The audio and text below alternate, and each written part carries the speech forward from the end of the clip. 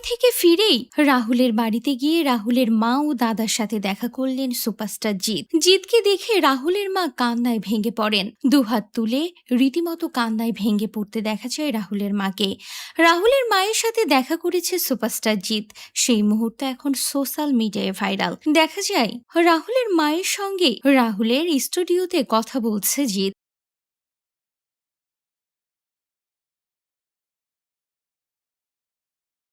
যেখানে সহজ কথার পডকাস্টের শুট করা হতো, সেই ঘরে বসে রাহুলকে যেন স্মৃতিচারণ করলেন জিৎ এবং তার মা।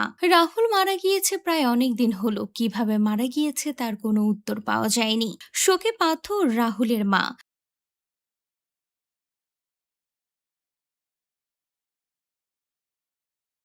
যে ছেলেকে আঁকড়ে ধরে বেঁচেছিলেন, সেই ছেলে কিনা তাকে ছেড়ে আগেই পরপারে পাড়ি জমিয়েছে। তার মা শোকে পাথর হয়ে একদম ভেঙে পড়েছে। নাওয়া খাওয়া রীতিমতো ছেড়ে দিয়েছিল রাহুলের মা। তাই তো সবকিছু শুনে মুম্বাই থেকে ফিরেই আগে রাহুলের বাড়িতে ছুটেছেন সুপারস্টার জিৎ।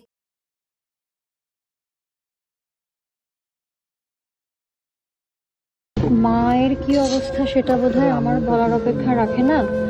এটা বুঝতে পারছি না যে বাড়িতে গিয়ে কাকিমাকে কি বলবো। দেখো আলো আলো আকাশ, দেখো আকাশ। বিছানায় শুয়ে রাখা যাচ্ছে না রাহুলের মাকে। নাওয়া খাওয়া ছেড়ে দিয়েছেন, শুধুমাত্র ছেলের জন্য কেঁদেই চলেছেন। কি অবস্থা এখন অভিনেতার পরিবারের। পয়সার কোনো দরকার নেই, আমার ছেলে চলে গেছে, আমার ছেলে। বিজয়গড়ের অনন্যা অ্যাপার্টমেন্টের ঠিকানাটা অনেকের কাছে আর অজানা নেই। এখানেই তো ছোট থেকে কাটিয়েছেন রাহুল অরুণোদয় বন্দ্যোপাধ্যায়। তিনি অবশ্য পাড়ার আদরের বাবিন। কয়েক ঘন্টায় বদলে গিয়েছে গোটা পাড়ার পরিবেশ। আর মা কেমন আছেন অভিনেতার মা? রবিবার রাতে প্রথমে প্রিয়াঙ্কায় পৌঁছন রাহুলের মায়ের কাছে। তারপরে একে একে জড়ো হন অভিনেতার বন্ধুরা। অভিনেত্রী দেবলীনা দত্ত সারাক্ষণ ছিলেন অভিনেতার মায়ের সঙ্গে। দুঃসংবাদ পাওয়া মাত্র রাহুলের বাড়িতে পৌঁছে যান তারা। সবার একটাই কথা, এ কি হয়ে গেল। রাহুলের মায়ের সামনে যেতে পারেননি সৌরভ, বাইরেই বসেছিলেন। ভেবে পাচ্ছিলেন না কি করলে ঠিক হবে। কোনোভাবে ছেলে চলে যাওয়ার খবর মেনে নিতে পারছেন না। অভিনেত্রী চৈতি ঘোষাল বললেন, সন্তানহারা মা কি আর ঠিক থাকে? রবিবার রাত থেকে শুয়ে রাখা যাচ্ছে না তাকে, বারবার খুঁজছেন ছেলে বাবিনকে। দেবলীনা বললেন, চিকিৎসকের পরামর্শে ওষুধ দেয়া হয়েছে, তাতেও ঘুম আসছে না, খাচ্ছে না রাহুলের মা। বুধবার দাদাভাই আসবেন, তারপর যদি একটু সামলানো যায়।